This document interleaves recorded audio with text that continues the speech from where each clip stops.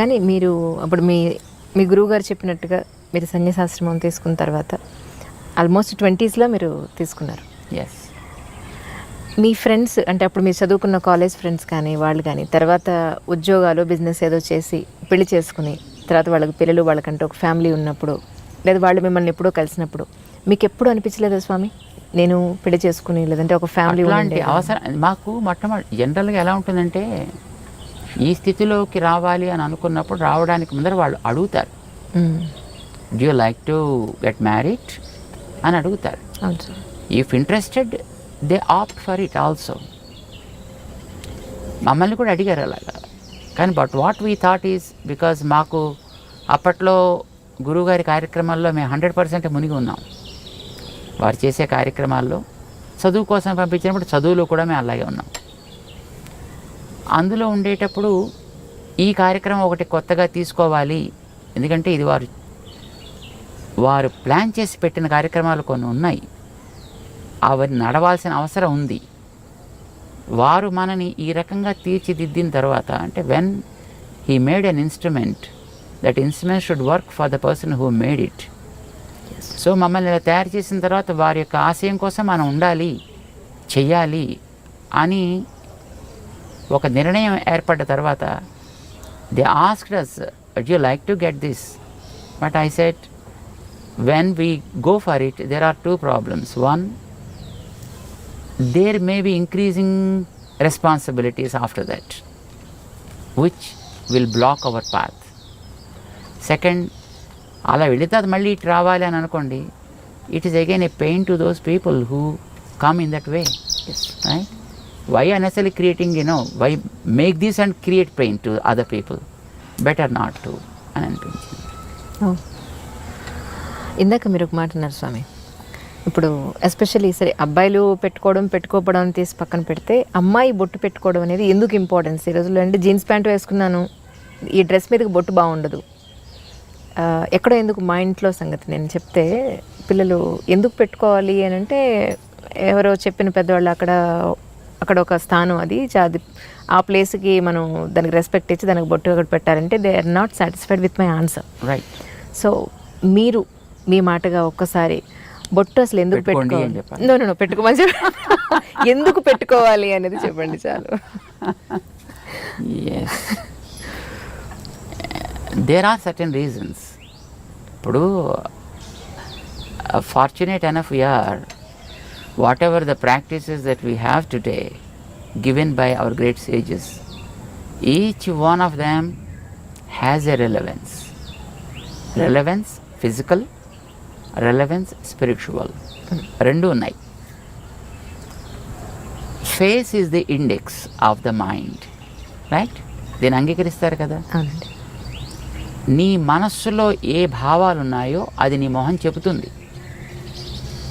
ఒకవేళ మొహం చెప్పలేకపోతే నువ్వు చెప్పగలిగేటట్లుగా ఉండాలి. అందుకోసం మన వాళ్ళు బొట్టు పెట్టారు. ఎందుకంటే ఇక్కడ చూడగానే నీ ఐడియాలజీ ఏమిటి అనేది నీ మొహం చెప్పేస్తుంది. ఇప్పుడు మేము బొట్టు పెట్టుకున్నాం అనుకోండి, మేము పెట్టుకున్న బొట్టు ఏం చెప్తుంది? ఇవి చూసిన వెంటనే వెంకటేశ్వర స్వామి నామాల్లా కనపడుతుంది. కామన్ మామూలు మనిషిగా చెప్పాను. అంటే వెంకటేశ్వరుడైనా ఎందుకు నామాలు పెట్టుకుంటాడు అట్లాగా, అది కూడా తెలియాలి కదా. దానికనే రీజన్ కావాలి కదా. ఏమిటి మనం కోరుకుంటున్నామో అది మన మొహం చెప్పాలి. అదే కదా ఇండెక్స్ అంటే, అదే కదా. ఏది మీకు లోపల కంటెంట్ ఉంటుందో that is what the index talks about. So నీ మనస్సులో ఉండే కోరిక ఏంటి? సుఖంగా బతకాలి, శాంతంగా బతకాలి, అందరికీ ఆనందం కలిగించేట్టు బతకాలి, ఉన్న స్థాయి కంటే ఉన్నత స్థాయికి వెళ్ళగలిగేట్టుగా బతకాలి. ఎందుకంటే ఇంకేమైనా కోరికలు ఉంటాయా? అవునండి. ఏ ఫీల్డ్ వెళ్ళినా you choose any kind of field, that's okay. But ఇవే కదా మీకు అల్టిమేట్ గోల్స్. నౌ శాంతము, ప్రశాంతము దానికి ఒక రంగు ఉంది, ఆనందము, ప్రేమ దానికి ఒక రంగు ఉంది, ప్రగతి, ప్రోగ్రెషన్ దానికి ఒక పద్ధతి ఉంది చూపించడానికి. ప్రశాంతము లేదా శాంతి తెల్ల రంగులో చూపిస్తాం, ప్రేమ, ఆనందము ఎర్ర రంగులో చూపిస్తాం, ప్రగతి అనేది గ్రాఫ్ వర్టికల్ లైన్లో చూపిస్తాము ఆర్ గోజ్ అప్. అవునండి. బొట్టు అదే మనకి ప్రశాంతత కావాలి, అది పునాది కావాలి. ఓకే. ఈ ప్రశాంతత అనేది నీకు రెండు వైపులా సాగాలి, నిన్ను పైకి తీసుకెళ్ళాలి, చివరి దాకా ఉండాలి. సడన్గా వచ్చి మళ్ళీ పాల పొంగులాగా టక్కమని ఎక్కడో పోకూడదు. ప్రశాంతత పైదాకా తీసుకెళ్ళాలి.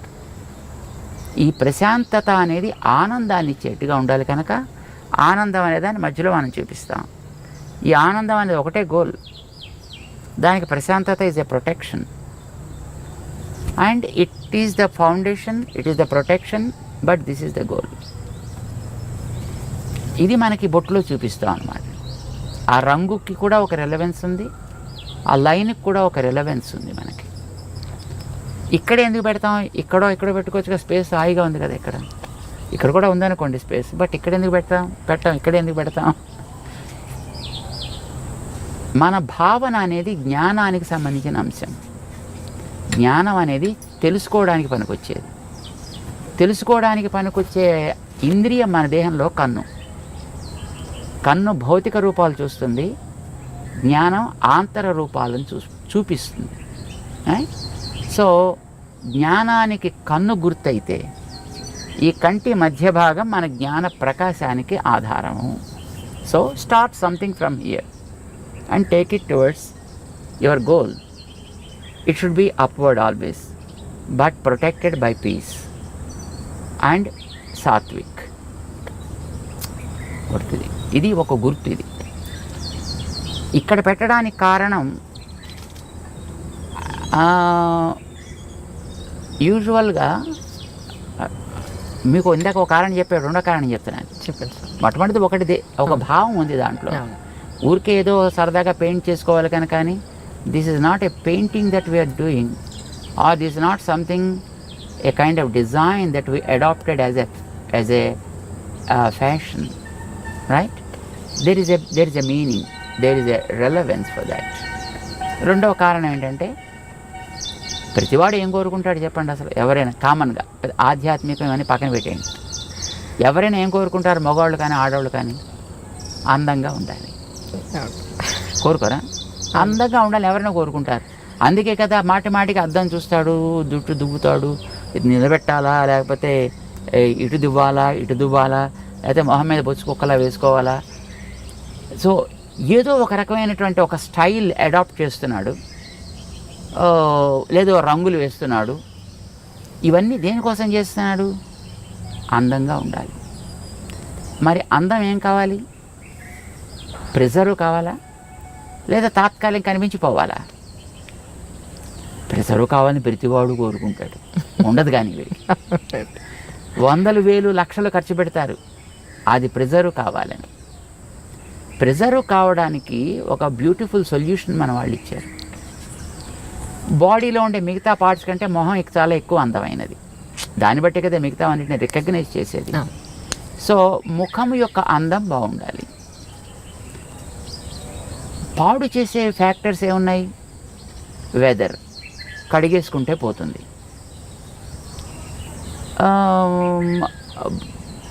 నీరసం, తింటే పోతుంది, లేదా తాగితే పోతుంది. కానీ ఒక వ్యక్తి యొక్క చూపు వల్ల కలిగేటటువంటి ప్రభావం వీటి వల్ల పోదు. ఓకే. మనిషి చూపు వల్ల కూడా కొన్ని ప్రభావాలు ఉంటాయి. చూపు ఈజ్ వెరీ వెరీ పవర్ఫుల్. చూడండి, ఇప్పుడు కొన్ని వందల మంది కూర్చున్నా ఒకసారి మనం అలా చూస్తే ఎవరిని చూస్తున్నాం అనేటటువంటిది స్ట్రైట్గా రికగ్నైజ్ చేయొచ్చు. And the person also will be able to understand, yes, he is looking at me.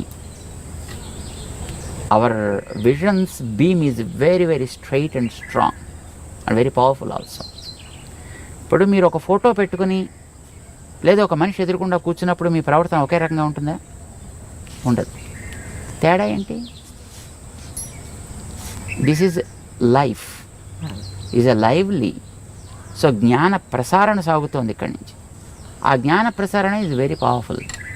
Some times that is positive, sometimes it's negative also, sometimes it may be passive too. కానీ mostly negativity ఎక్కువ ఉంటుందండి మనుషుల్లో. Because corrupted species, ఇందాక మీకు చెప్పాం కదా, మనిషే. మిగతా జీవరాశులన్నీ కూడా they are not corrupted, they are by themselves. వాటి మానాన బతుకుతున్నాయి. జెలసీ, ఈగోస్, యారోగెన్స్ ఇలాంటివన్నీ ఉండేది మనిషికే కదా, మిగతా ప్రాణులకు ఉండదు పెద్దగాను. సో వీడి చూపు కూడా వాటితోటే కరప్ట్ అయి ఉంటుందండి. ఈ కరప్టెడ్ విజన్ వల్ల కొన్ని ప్రమాదాలు కూడా జరిగే అవకాశాలు ఉన్నాయి. మేము చూడలేదు కానీ మేము విన్నాం. ఒక మా గురువు గారు ఉండేటువంటి ఊళ్ళో వారి ప్రథమ వయస్సులో అన్నమాట, అంటే probably when he was 20s or 30s I suppose, ఒక ఓల్డ్ లేడీ ఒక ఆవిడ ఉండేది.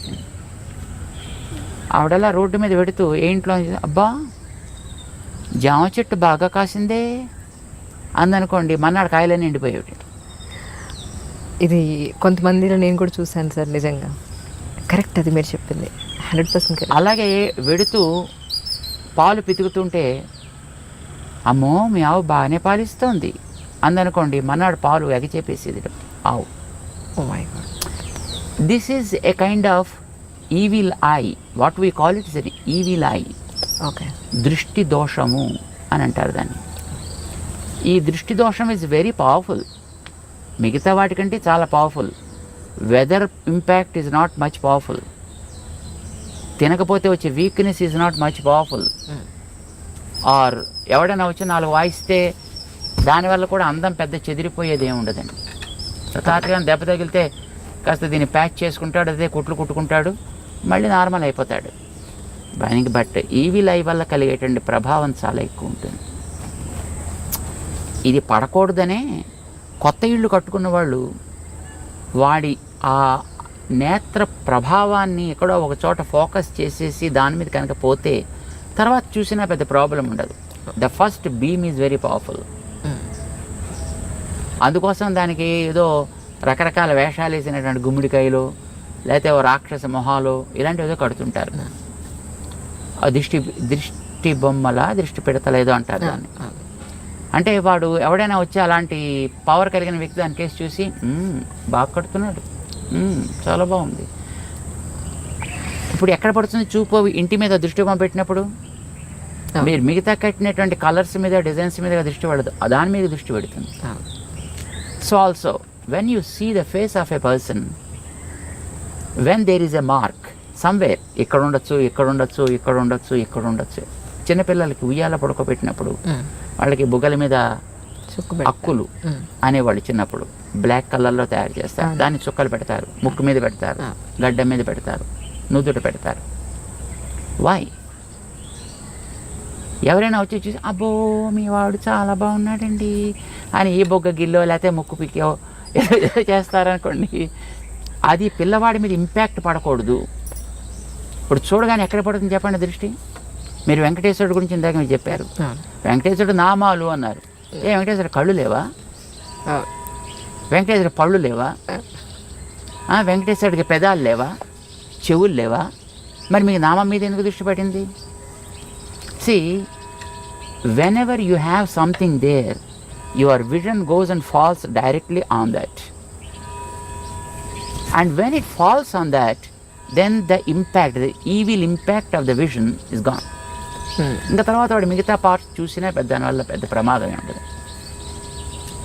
అందం నాకు బాగుండాలి అని అనుకునేటటువంటి ఒక శ్రద్ధ కలిగిన వ్యక్తి నిజంగా వాడికి ఆ కన్సర్న్ కనుక ఉన్నట్టయితే ఎక్కడ అందం ఉందో అక్కడ ఒక ప్రొటెక్షన్ ఏర్పాటు చేసుకోండి ఇలాంటి వాటి నుంచి దాన్ని రక్షించడానికి. చెవులు అందంగా ఉండాలనుకున్నారని చెవులకి దుద్దులు పెట్టారు. ఓకే. మెడ అందంగా ఉండాలనుకున్నారు కానీ అదేదో మెడ శంఖంలో ఏదో ఉంటుంది. అందంగా ఉండాలనుకున్న వాళ్ళు మెడలో నెక్లెస్ పెట్టారు. భుజాలు అందంగా ఉండాలనుకున్న భుజకీర్తులు పెట్టారు. చేతులు అందంగా ఉండాలనుకున్న వాళ్ళు గాజులు పెట్టారు, కంకణాలు పెట్టారు. వేళ్ళు అందంగా ఉండాలనుకున్న వాళ్ళు ఉంగరాలు పెట్టారు అక్కడ. నడు అందంగా ఉండాలనుకున్న వడ్డాణాలు పెట్టారు అక్కడ.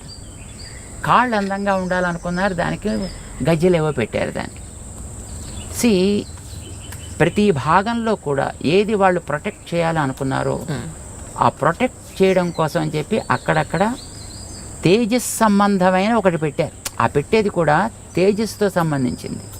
తేజస్సు ఈజ్ గోల్డ్, అందుకోసం ఆర్నమెంట్స్ అని కూడా గోల్డ్ ఆర్నమెంట్స్నే ప్రిఫర్ చేస్తారు. ఇప్పుడంటే తర్వాత రకరకాలు వచ్చాయి అనుకోండి, కానీ but basically it is a gold because gold is Tejas.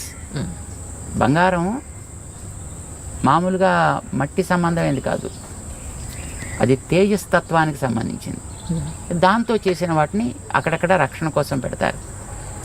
బొట్టు పెట్టేటప్పుడు కూడా ఇది పసుపుతో తయారు చేసి పెట్టాలనేది నియమం. ఇప్పుడు స్టిక్కర్లు వచ్చాయనుకోండి, దురదృష్టం కొద్దిని, ఇది ప్లాస్టిక్ ముక్కలు, పసుపుతో తయారు చేసింది కావాలి. బికాజ్ పసుపు ఆల్సో బంగారపు ప్రభావం కలిగినటువంటి ఒక ద్రవ్యం. అది యాంటీబ్యాక్టీరియల్ కదా. అవునండి. సో పసుపుని నిమ్మరసంతో కలుపుతారు, అది రెడ్ కలర్లోకి మారుతుంది. దాన్ని చక్కగా తయారు చేసుకుంటారు, దాంతో పెడతారు. లేదా బియ్యాన్ని మార్చి ఆమదాన్ని లోపల రాసి దాన్ని కాల్చి దాంట్లోంచి పొగ తీస్తారు. ఆ రాగి పళ్ళెం మీద, రాగి పళ్ళెం దాన్ని బోర్లించి పెడతారు. అది లోపలంతా కూడా మొత్తం ఆ స్మోక్ ఏర్పడుతుంది, పొగ. అది బ్లాక్ కలర్లోకి వస్తుంది. దాన్ని గీకి దాన్ని కాటుక కింద తయారు చేసి కళ్ళకి పెట్టే కాటుకు కానీ పెట్టే బొట్టు కానీ అలాంటి దాంతో తయారు చేసేవారు. సో తయారు చేసే ద్రవ్యానికి ఒక రెలవెన్స్ ఉంది, తయారు చేసే ప్రాసెస్లో ఒక రెలవెన్స్ ఉంది, అది పెట్టేటువంటి పార్ట్కి ఒక రెలవెన్స్ ఉంది. But the ultimate goal is to preserve the beauty of that specific part.